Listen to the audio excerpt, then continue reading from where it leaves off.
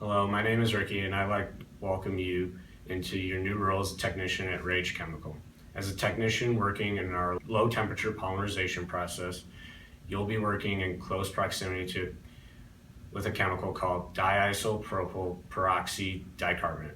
This chemical is an important chemical to our process because it facilitates the polymerization of several RAYJ chemical products. Di-isopropyl peroxydicarbonate is organic peroxide, which means it readily oxidizes other chemicals around it and can result in a runaway exothermic reaction.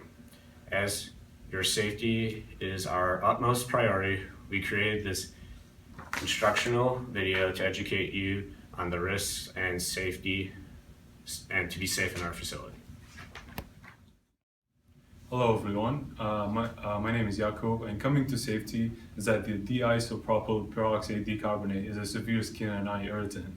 Additionally, the prolonged inhalation of this chemical exposure can cause lung edema. So for these reasons, a policy at RAYJ Chemical that all technicians should wear the proper personal protective equipment, which are the gloves, goggles, black coats, and closed-toe shoes. All those personal protective equipment should be worn at all times when working with this chemical. Hi, I'm Andre, and I'll be talking about the reactivity of the chemical di-isopropyl peroxydicarbonate. As we can see here, this is the NFPA rating for the chemical. It has a rating value of 3, 4, 4, and OX. For the health, it has a value of 3, which means that it may cause serious or permanent injury. For flammability, it has a value of 4, which means that it burns rapidly or vaporizes at atmospheric pressure and ambient temperature. For instability, it has a value of 4 also, which means that it readily capable of explosive decomposition, which means it may explode. As for the hazard or special, it has a value of OX, which means it is an oxidizer, which is it has an oxidizing property. So as we can see from the NFPA rating, the chemical is highly flammable and it decomposes spontaneously at room temperature and releases a flammable toxic product. Due to its self-reacting properties, it is sensitivity to heat and shock. There is a risk of fire hazard and explosion. The chemical becomes hazardous when the temperature is around 5 degrees Celsius, as the chemical decomposes rapidly and violently. The chemical will burn rapidly with a flare burning effect and has a probability of exploding from heat. So be careful when the containers containing the chemical explodes. As runoff may cause fire explosion, it is very important to make sure it does not crystallize. Hi, my name is Jason Pauls, and today I'll be talking about storage and handling. So one of your roles as a technician in RAYJ Chemical's facility will be in the roles of storage and handling. So when you're working with di-isopropyl peroxydicarbonate, there are 3 very important temperatures that you need to keep in mind.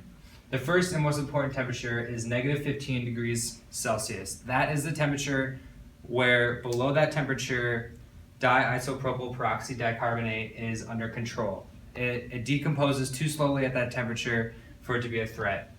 At -5 degrees Celsius, that's our emergency temperature.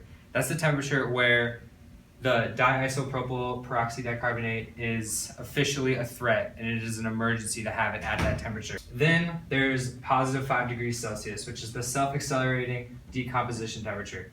That's the temperature at which di-isopropyl peroxydicarbonate decomposes and fuels its own decomposition so quickly that it can become a threat to everyone in the plant. As far as storage of the chemical goes, the chemical needs to be stored in a deep freezer below its -15 degrees C control temperature, and it needs to be transported immersed in dry ice.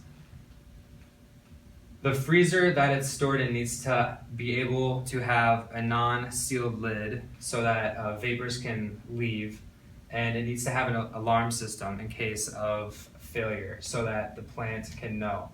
The chemical will be stored in an outside facility separate from the rest of the plant, and it will have its own ventilation systems. Hello, I'm here to talk to you about shipping. So di-isopropyl peroxydicarbonate falls under the Department of Transportation regulations. The chemical itself, it falls under packing group 2 chemical. So when shipping or packaging the chemical, you have to make sure it is in a dry ice container, also a packaging group 2 regulated container or approved container. On the box itself, it should either say packaging group 2 or it should say UN-wide designation.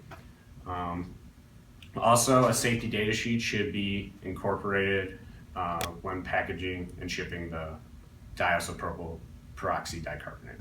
Thank you for watching this instructional video. Have a great future at RAYJ Chemical.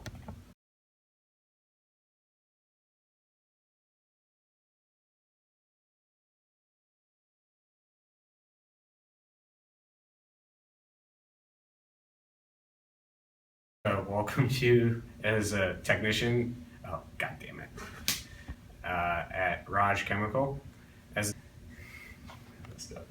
with a chemical called di-isopropyl dicarbonate. God damn. My name is Rick. I'm struggling. Is that the, oh my god. Going to the safety for this chemical, is that the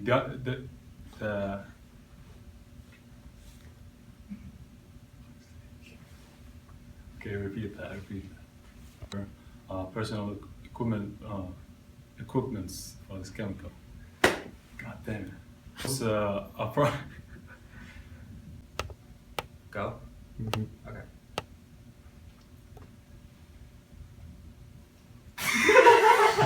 The self-accelerating, I forgot what that's called. Okay, hi, I'm Andre, and I will be talking about the reactivity of the di-isopropyl. It becomes a hazardous